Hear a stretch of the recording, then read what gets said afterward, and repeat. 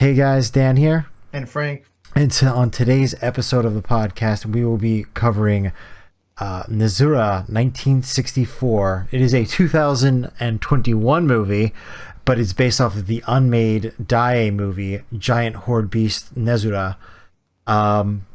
Pretty cool movie, but we're going to be covering that in a little bit for the main event. But before that, we got some news. We got some movie releases and some comic news. So I guess I'll start off with the movie news. Yeah, go ahead. Yeah, I have some Blu-ray DVD releases. Yeah, so out now is SSSS Dynazenon, which is no, it's Dynazenon. Yes. I have already started watching like on the 5th episode now. Oh wow! It's really good. It's very similar to the Gridman series, where there's a lot of mystery that they're following, and it's going to build to some answers at the end.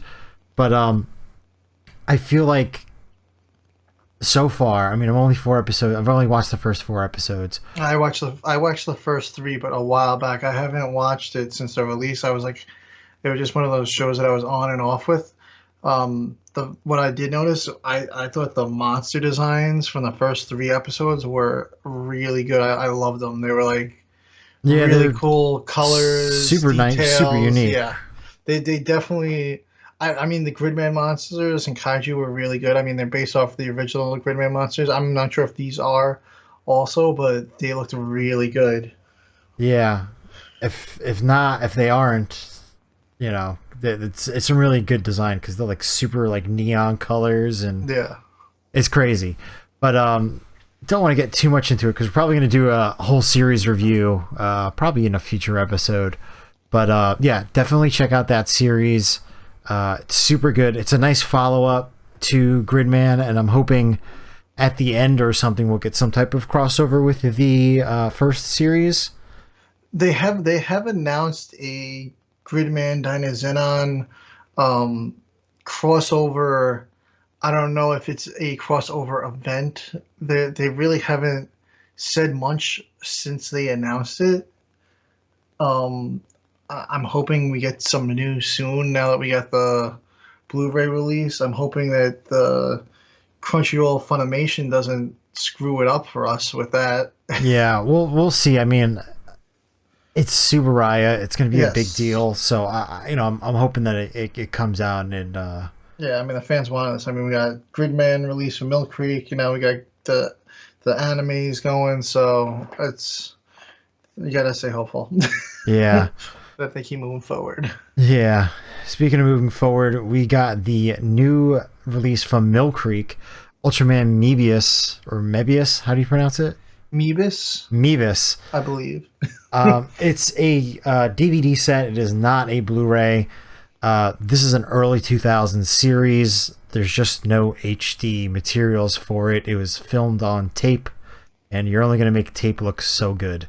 So I would say jump on the DVD set while it's out and while it's in print, because who knows when the series is going to get another great release. So I think that this is probably going to be the definitive edition. It comes with all like the extra movies and specials and stuff too. Yeah. No, it's a nice set.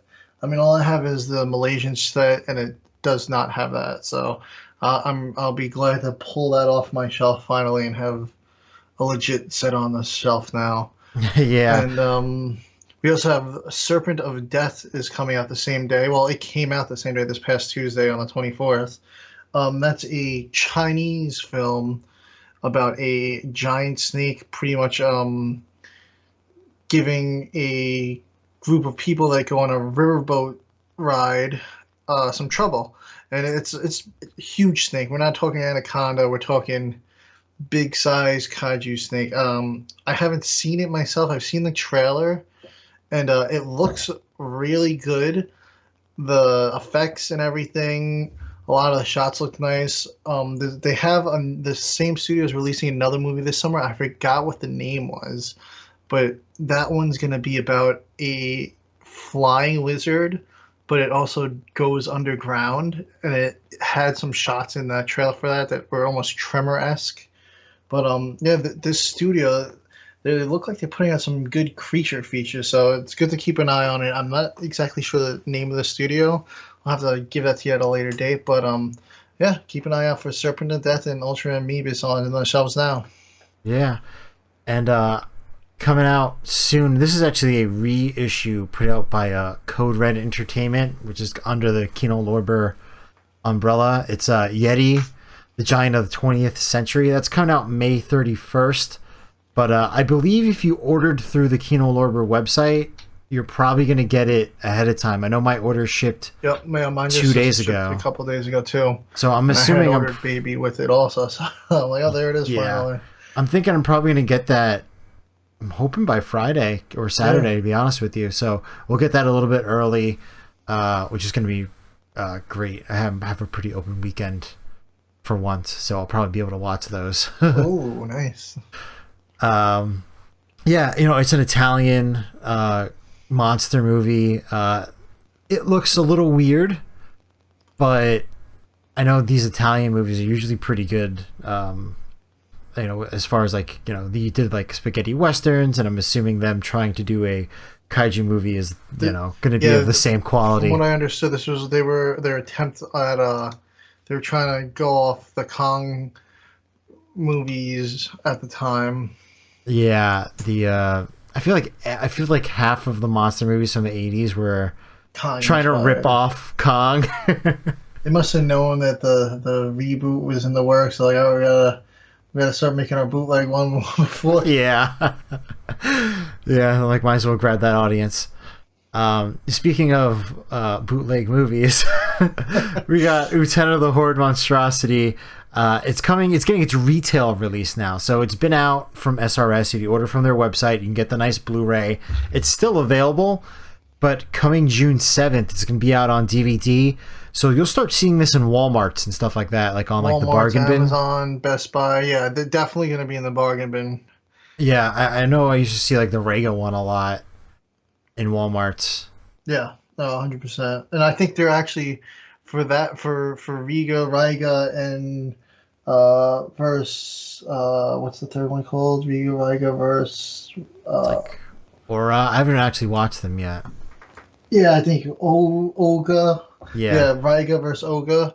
I think they're releasing like a triple set sometime in the summer. I'm not sure on the dates for that yet exactly. Yeah. But that'll be in retail stores as well. Which I feel like is kind of full circle for this movie, because kind of the inspiration for the director making this movie was he bought like one of those like monster movie DVD packs at like I think it was like a Sam's Club or BJ's or something. If I'm remembering the documentary, like the making of documentary properly. So I'm like, oh, it's full circle. Now it's going to be in a big box store. Yep, 100%. It's exactly where he started. Yeah. So, and then the last bit of release news, if you bear with us, pretty big news from Millcreek, I guess, because they just released Mebius. They want to get the next Ultra title out there. And it's going to be pretty cool. I wasn't expecting these ones to be next. But we're getting Ultraman Zearth double pack. So we're going to get movies 1 and 2. Yeah, both movies 1 and 2, which I love that suit design. I know you were telling me it's like a joke series, but like it's like a parody-ish series. Like he's from a planet that's not from like a parody of Ultraman, but he's like, it's a legit Ultra movie. It's almost like a Kyber Ranger, but Ultraman. Like it was still considered a Sentai, but it's like a joke. But like yeah, like he's like obsessed with being clean. And he's got all like other weird like quirks. Yeah, so I'm kind of looking forward to this one because honestly, it's a cool suit design, and I bought the action figure just based off of how cool it looks. Yeah, that was a nice convention find there. $10 for a Zearth figure. Yeah, and then next we got the Ultraman Kids 3000 anime series, also on DVD. I can't believe this is getting a DVD release in America. It's like a really like odd series, and I don't know. So I did some reading up on it. I didn't realize there was 2 series. So there was Ultraman Kids, and then there was Ultraman Kids 3000, and some other subtitle, something of Mars or something like that. Like and it was 2 series, and the second one with the 3000 in the title was like the sequel. So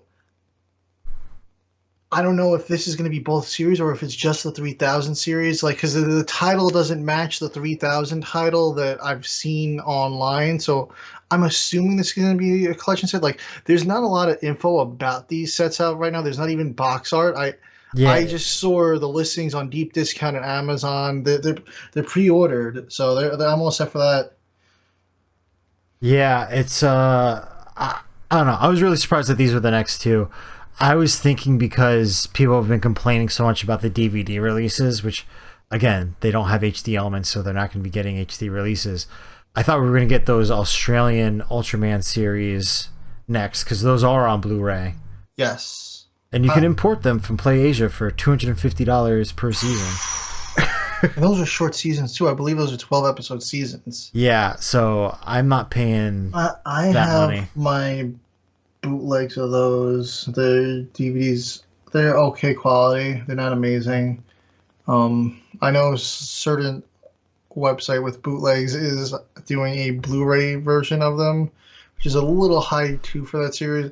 I hear it's not a very well received 2 series, those Australian ones, but I see in the clips they don't look terrible to me, so I'm definitely gonna watch them either way.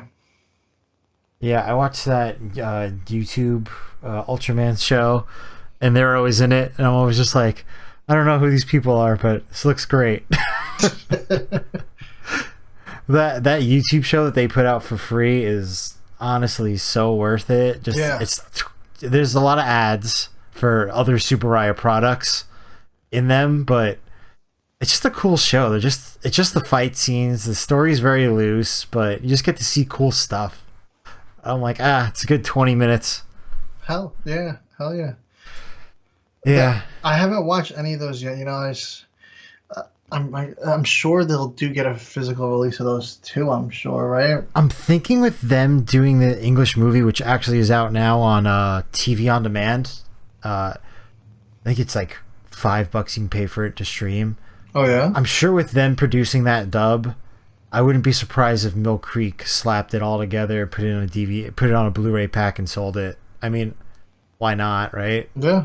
No, why not? Exactly. That's gonna be interesting. That could be one of our first releases from Millcreek with the dub.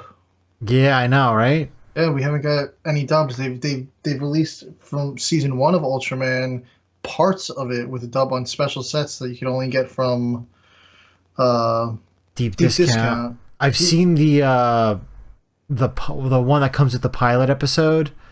Yeah. I've seen it on Amazon. I don't know if it's just a reseller, but it's around the same price as Deep Discount. I would just get it from Deep Discount. Yeah. No, Deep Discount is a really good retailer. They don't ship as quick as Amazon, but I've been buying from them for years, and every now and then they'll have some sales, and they always have like a coupon going. So every now and then you can get some really good deals from them. And you just got to kind of like, it's not one of those, if you're not in a rush to get it, you just kind of monitor it on their website. Yeah. And then, yeah, I mean, that's basically it for as far as release news. Yeah, for movies. We have a lot of comics, though. Yeah, a lot of comics. I'm going to cover the first one over here, and that's kind of our bread and butter on this podcast so far, and that's Godzilla vs. Power Rangers #3. Came out today. Haven't had a chance to read it yet, but we will definitely be reviewing it on the next podcast. I'm really excited to see where this fight in the amusement park goes. I've seen a couple shots of people posting screenshots online. It looks pretty cool, but of course all the text is blurred out, so I kind of want to read it. I haven't seen anything on it yet, but I'm really hyped for it. I don't even know if mine's shipped out yet, actually. I pre-ordered all the covers for it again. Yeah, I ordered from Graham Cracker, I think. I don't think it's shipped out yet. I'm hoping it ships out tomorrow. Yeah, we order from they're like brick and mortar stores, so they I guess have to get them in and then they could ship them. Yeah, but once they ship them, it's quick. Yeah. It's not like, we're gonna ship it and it's gonna take 7 days to process the order. Yeah.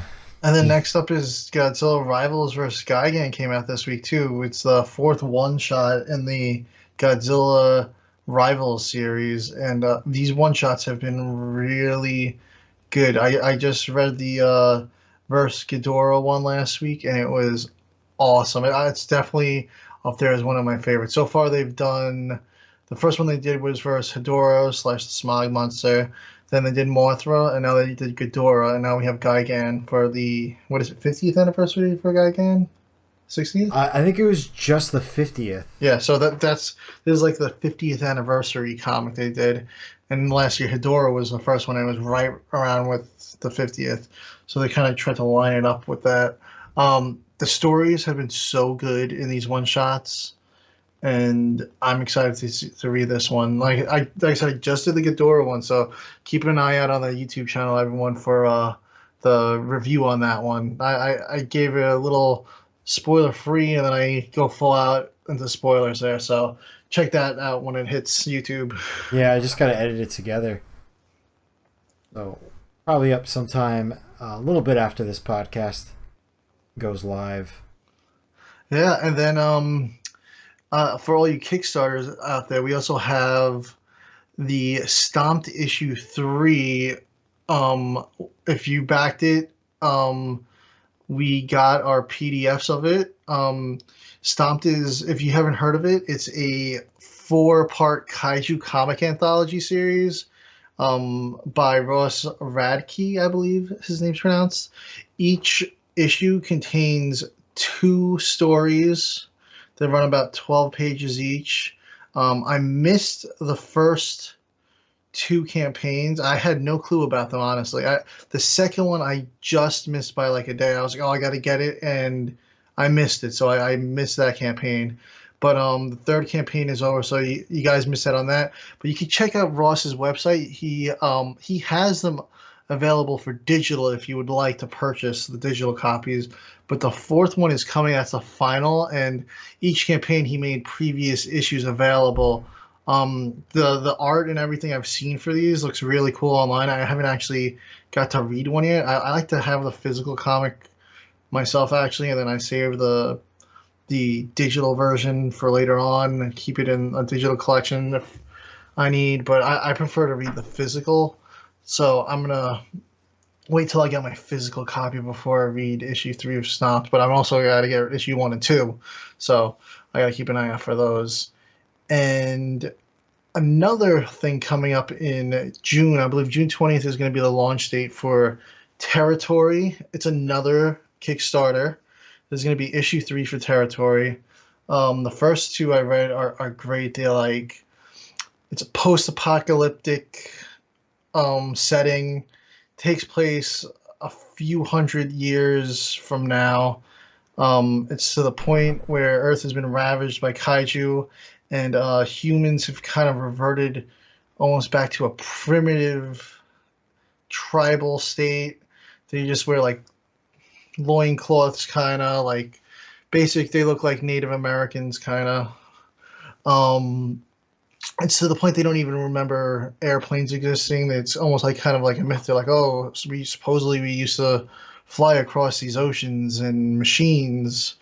But it's a pretty cool series, and it's very focused on the human aspect of it, and it's like kind of a cult thing going on in there, and they worship the kaiju as gods, and it follows I can't think of our main character's name for this one, but it follows her, and she deals with a lot of personal issues, like is she doing the right thing, believing in this god.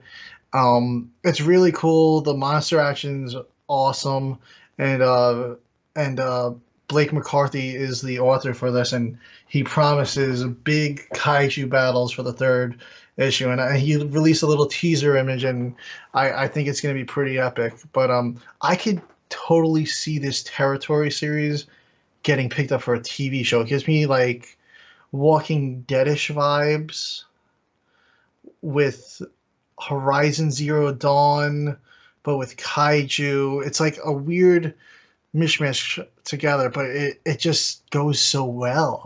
I love it so far. And I believe that campaign is going to be launching June 20th. You could find that on Kickstarter, and it's called Territory by Blake McCarthy. And the other one, if you want to keep an eye out for, is Stomped. That was the one that I talked about before. That is also a Kickstarter. The fourth campaign's not up yet. I believe they're planning on doing that sometime in the fall. Um, and that's it for our Kickstarters. And our final comic release announcement, after months and months of waiting, the sequel to Trial of Ultraman from Marvel is finally coming August 17th. Ultraman, The Mystery of Ultraseven.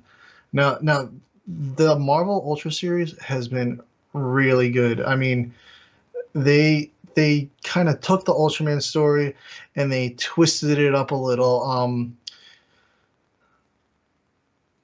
It starts off the first comic in The Rise of Ultraman. Moriboshi gets in a plane crash, disappears. It's sort of like how Ultraman originally started, but instead of Shin Hayata getting in the plane crash and crashing into Ultraman, it's Dan Moriboshi. But we don't see him until the end of Rise of Ultraman. I'm not going to go too in depth into this, but the series has been great. The little twist on this is when our main character turns into Ultraman, he only has a certain number of transformations. He's limited to a certain amount, so he can only transform into Ultraman a certain amount of times, and then Ultraman is done. So they haven't been playing too much on that. Every now and then he's like, "Oh, I gotta save my transformations," but same thing. He's only got a certain amount of time to use his Ultraman energy, and then he disappears. But some big twists, like all the kaiju come from like a alternate dimension, and they get triggered by negative emotions and energy, which is sort of how they appear. And the Science Patrol has been working for years to kind of lock them up. They thought they were killing them, but it turns out they've just kind of been sending them back to this dimension, and the dimension kind of rips loose, and their technology wasn't working how they thought. What I loved about the first Ultraman series from Marvel, in the first issue, they did a Ultra Q mini comic inside of it. The first issue of Rise of Ultraman was like a mega issue, and that's what they're promising for the Ultraseven series. It's going to be a mega issue that's going to include another Ultra Q mini comic, and the Ultra Q comic was really cool. It was kind of like the origin of the Science Patrol that they were giving, and I was like, oh, I want to see more of this story. And they only did it in the first issue, and then we never saw it again.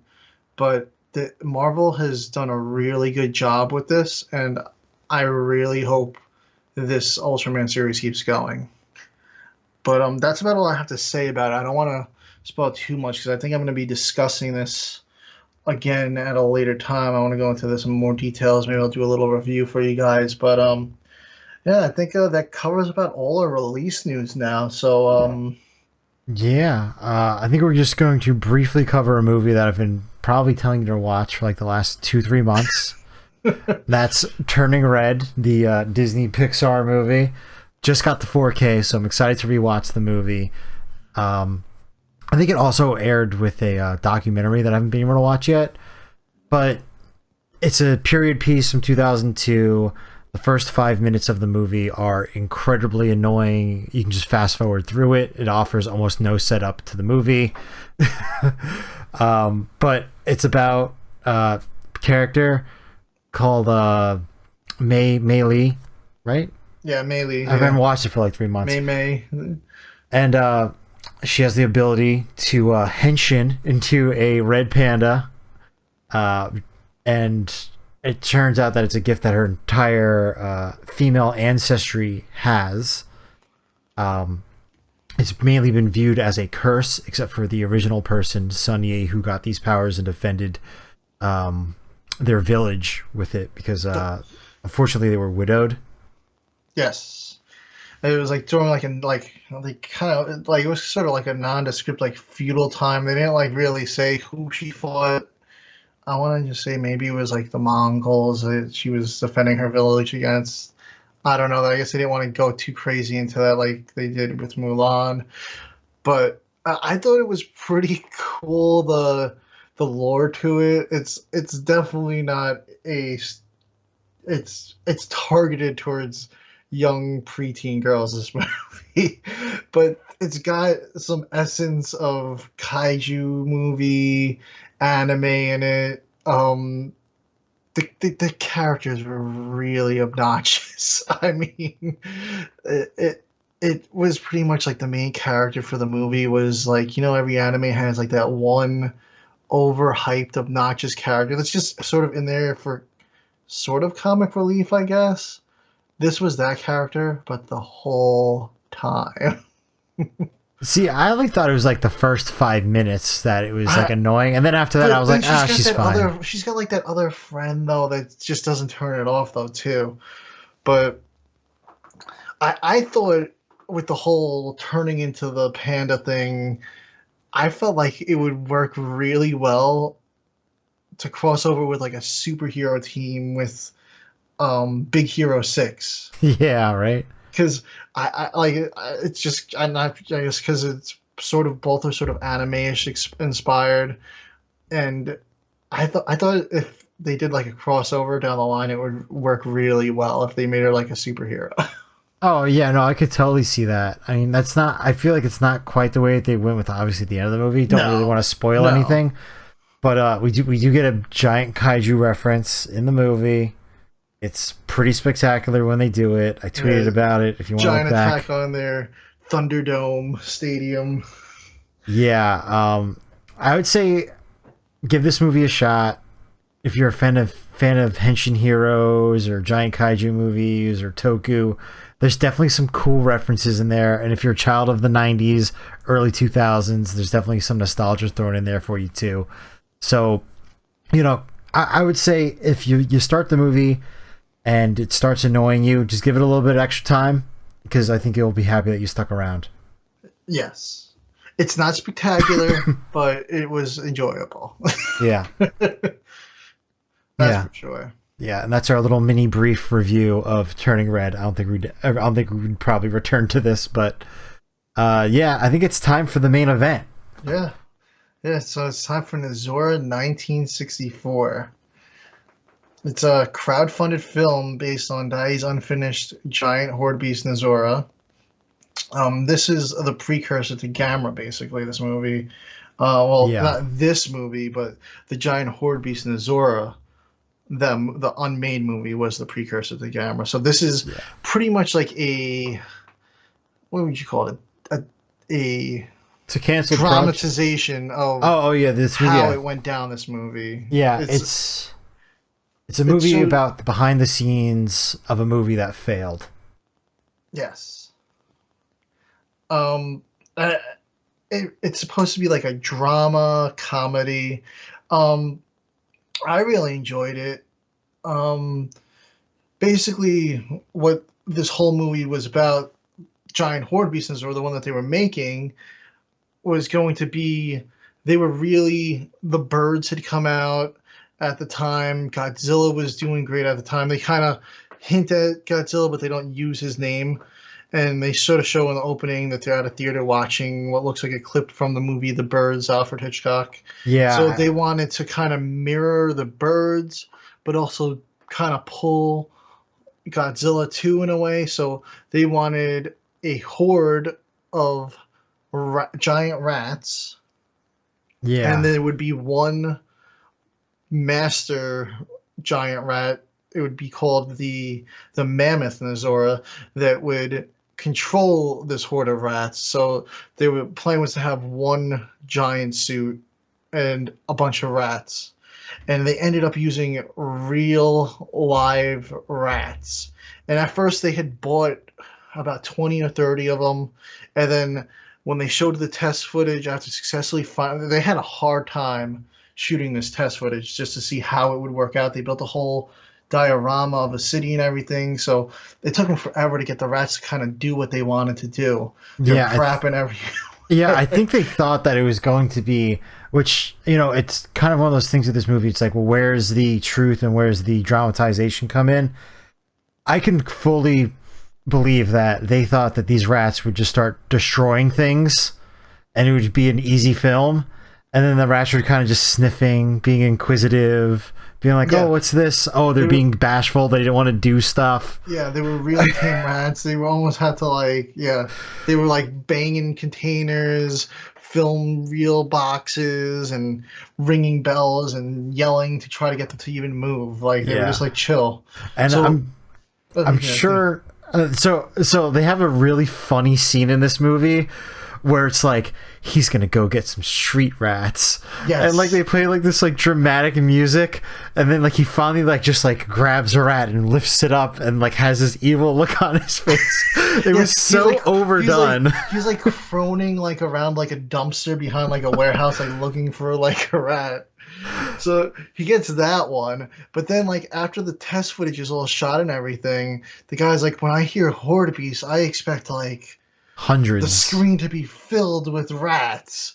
So they're like, oh, we only bought 20 to 30, we need more. So they legit get in a car on like and have like a megaphone mounted to the roof, and they're speaking into it, driving through the village, basically saying, if you have any wild rats, any rats, we'll buy them for 20 or 30 yen or whatever it was that they were saying they were going to pay. Like, so it was like 50 cents. Yeah, quick 50 back cents. then. They were buying rats off the street, just wild rats, and they ended up with hundreds of them now. They had tons. Yeah, they had like a mini like shack off of Daiei Studios with these rats.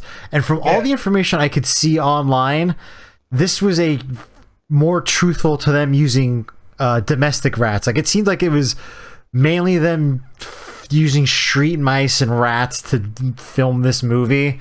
And like, I don't know how anybody thought that this would pass any form of health standard, but apparently Daiei was like, yeah, sure, no problem. And they really went all out on it too. They did like almost press tours while this thing was filming. They announced it on TV. They were like, this is gonna happen. Keep a lookout. It's gonna be coming early 1964, because they started filming it in October 1963, and it was supposed to come out 1964 in like January. Like the turnaround time back in the day, I guess, for movies was like that. So they came up with the idea in September, and they're like, yeah, we're gonna have it out by January. Yeah, so they aired a trailer and made a big announcement, and in real life, I'm gonna butcher this name, but the trailer was edited by Noraki Yasa. I probably definitely butchered that name, but he edited this trailer, and he went on to direct almost all of the Gamera Showa films, and he edited together this trailer, and in the movie he's like the assistant, like behind the scenes film cinematographer. He's just trying to get the movie produced and document what the process of making this movie was. That's kind of like how they can justify this movie existing in the world of the movie itself. But yeah, Daiei was all in on this. They were all out on it, yeah.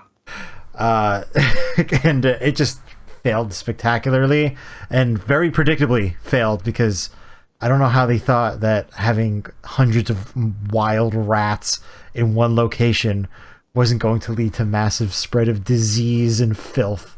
Like, yeah, they weren't like on like a movie studio, like in the middle of like nowhere, or like in a city. Like they were like in a residential area. So once all the locals caught news of what they were doing, they were like, these rats are going to spread disease through our town. So they started protesting, and like shortly after that, the health department just shut the whole thing down. They're like, yeah, you're done. You can't do this. Yeah, and you have to kill the rats. Kill the rats. And that's the opening of the movie. The opening scene is a color scene where they're burning the rats alive. Yeah, yeah, which is kind of one of the more hilarious scenes of the movie, because I don't know who the head of Daiei is. Yuchi Nagano. I don't know too much about him as far as how he was in real life, but in this movie he's played as a hilarious, very supportive old man goof, kind of like a less pervy Master Roshi, where he's just kind of like a comedy relief character. And he's like, he sees the rats burning, and then he just sees, like, I guess in his head he imagines like the mammoth Nezura.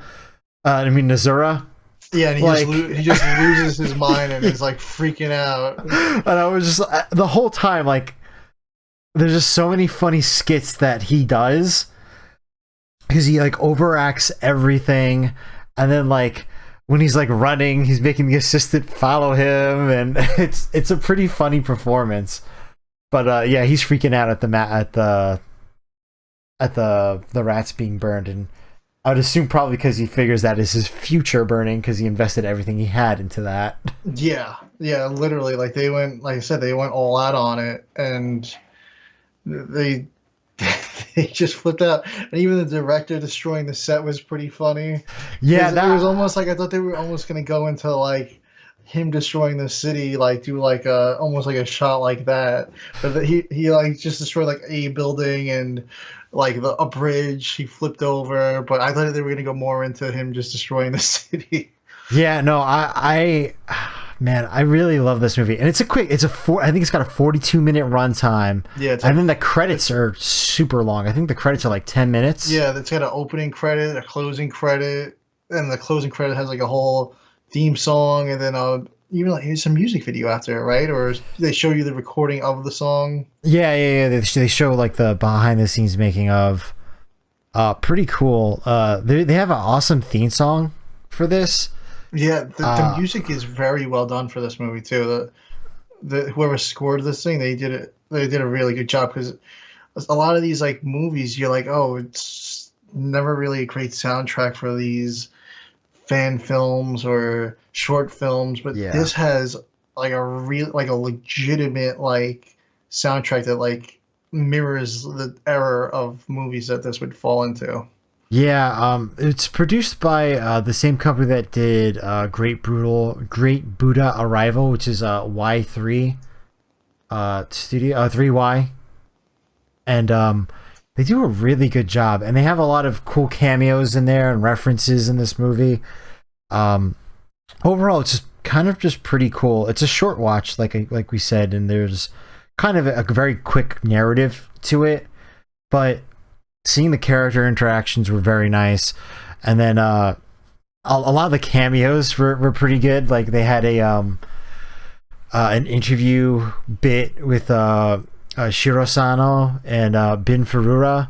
Yes, and Ultraman, and yeah, he's been in a ton of their stuff. He was in Great Buddha, and I'm pretty sure they shot this while they were filming Nezura, but there's this other short film. It's even shorter. You can actually find it on YouTube. It's Yacht Suashi. It's about another canceled monster movie called Dagora, the Great Demon Beast. This one involves an octopus, and it looks like they use the same exact set.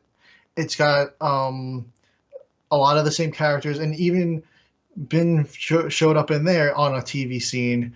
It was a pretty cool. That one is a little cool short film, but it looks like it was shot in unison with Nezura. Yeah. But that one was like a 12-minute watch. It's on YouTube. He was in Great Buddha with them.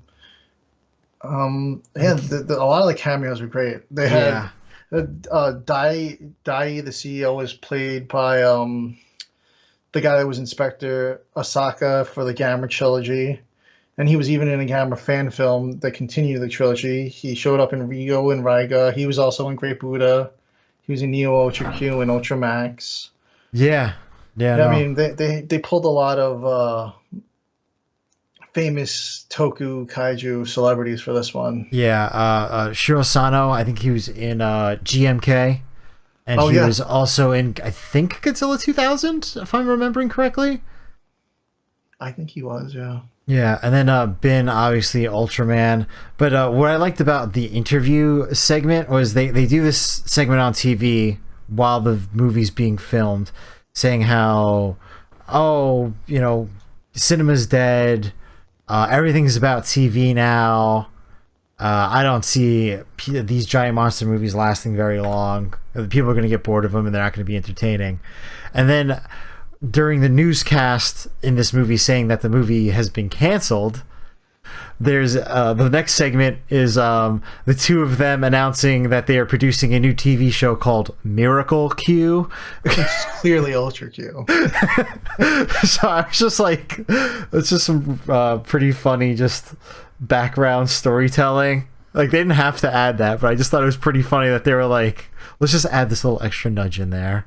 And it's crazy how all this was kind of going on in that short few month period there. Yeah. So, like, it just shows you how quick they cranked movies and TV shows out back then. Yeah. And then it is kind of crazy. Like, they just went from, oh, let's do some test footage to, okay, we're going to announce this movie and it's going to be out in 4 months. Yeah, exactly. It was just like, boom, it went from idea to it's going to be out 3 months from now. Like, yeah, I mean, that's just kind of the way of, like, the way movies where they've just become these longer productions.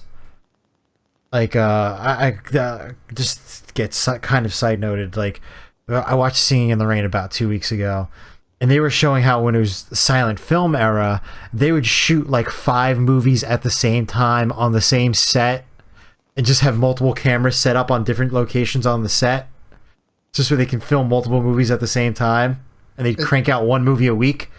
Oh, it's nuts. I mean, just even during the West, when they were doing Western films, they were going non-stop with that. Especially during like the like a lot of these budget movies, what they would do is they'd rent out studio space from the big studios for like 3 days, and if there was a set there, that was the set for the movie. So they'd reuse the set from an old movie and they'd film the entire movie in 3 days. Nuts. And they'd put out like all those B-rated like sci-fi movies. That's how they were kind of produced, or on settings like that, where it's like you think of basically all the movies that were in that communist Cold War monsters box set from Arrow Video. All those movies were produced within like a matter of like a week to a few days. It's crazy how they just did this back in the day. Yeah. So like one that definitely falls into that category, if you could ever find it, I actually had it lent to me by somebody from work years ago, is Robot Monster. it's a very popular like cult one. It is comedic. It's so funny, the dialogue in that movie. I gotta find you a copy of that, because you will die with that one. Yeah, I'm actually looking it up right now. It looks like it's like an ape suit with like a diver's helmet. There was a Kickstarter. Oh, there's a Kickstarter right now for it for 3D Blu-ray of it. No. Yes. It is. Looks like it is not active actually anymore. But it did raise $63,000, so they are making that. Oh, damn! I can't believe I missed that. Yeah. Maybe it'll get circulated. Maybe. But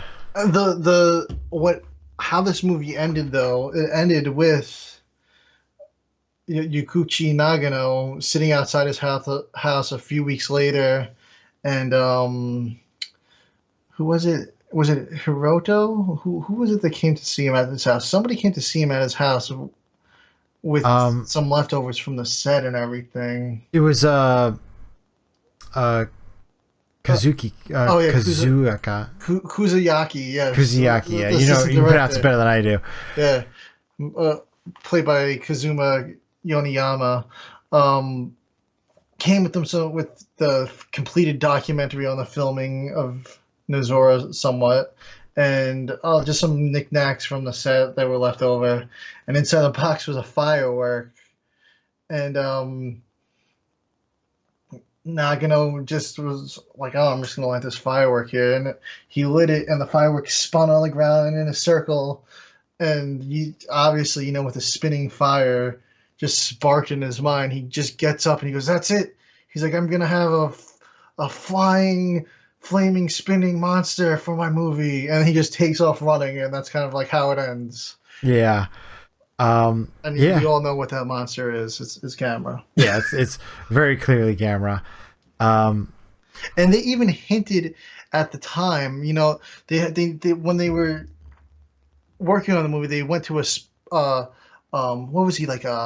He would mold monster suits and monster models, and at the time he said he was working on a sea turtle model for somebody. So that was kind of like a hint, I think, and nod towards Gamera. Oh yeah, definitely. They're definitely teasing Gamera. I don't think they got the rights for anything with this movie, so obviously they're trying to like skirt around. Yes. Some of the character names have changed from the people who they really represent. So it's, like this is this is basically just a very well produced fan film. So the names have been changed and swapped around, no copyright infringement. It's just where they can release it and all that stuff. But yeah, I mean, overall pretty good movie. He went on to have a career of directing almost all of the Showa Gamera movies, except for Gamera vs. Barugon, which he did special effects on, and directed 22 episodes of Ultraman 80 and 8 episodes of Iron King. So obviously there's a Super Raya connection there as well. Oh yeah. But yeah, I mean, just kind of just a cool little flick. Definitely check it out. You can definitely get it on SRS still. It's available. But I believe it's also, if you're not into buying and you just want to stream, I believe it's on Amazon Prime streaming. So if you want to watch it digitally there, you can as well. Yeah, I mean, I really enjoyed this one, so you guys should definitely check it out. I mean, it was really funny, and it's just a nice little backstory that kind of like, if you're a kaiju fan, a Gamera fan, like it's kind of like a good like look at what was going on back then. It's a dramatization, but I would guess it's very accurate to what was going on, and it was really cool, and just the cast was great, and the director for this movie, Hiroto Yokokawa, like I said, he did Great Buddha Arrival. He also did the Yatsa Sushi movie that I mentioned, but he also did a fan film called Hedora Silent Spring in 2019. This one is also up on YouTube, and it features I'm gonna butcher his name again. What was his name? Oh, Kazuma. Kazuma is in it, and he plays like the main guy. There's not really any dialogue in it, so you don't need subtitles really. He goes down. It's almost like the scene in Godzilla vs. Hedorah when they go diving into the water and the kid's playing in the rocks, except he's there by himself, and he kind of sees like a clump of goop. He must be like a marine biologist or something. He just dips his hand in the puddle of goop, and he like burns his hand or whatever, and he's got this jar of goop now that's probably from Hedorah, and he goes into the city with it. It's pretty much almost just like I said, no dialogue in the film.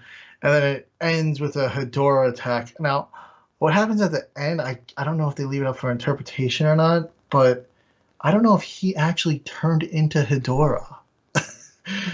Because like he kind of like looks at his hand, he opens up the jar. I don't know if the jar just blows up into Hedorah or almost like he was possessed by it. It was kind of weird, but it was a cool fan film, and you get to see some Hedorah action. It's not a professional suit at all, but it's pretty cool. It was pretty cool. You gotta give him credit for the heart that went into it.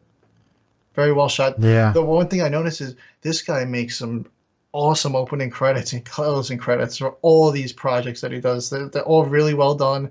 Great music.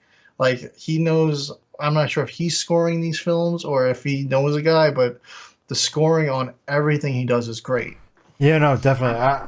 I think that the music was honestly one of the best parts. Even like during like the background music, like during like the filming montages and stuff, are all just really good. Oh, it's for a fan film.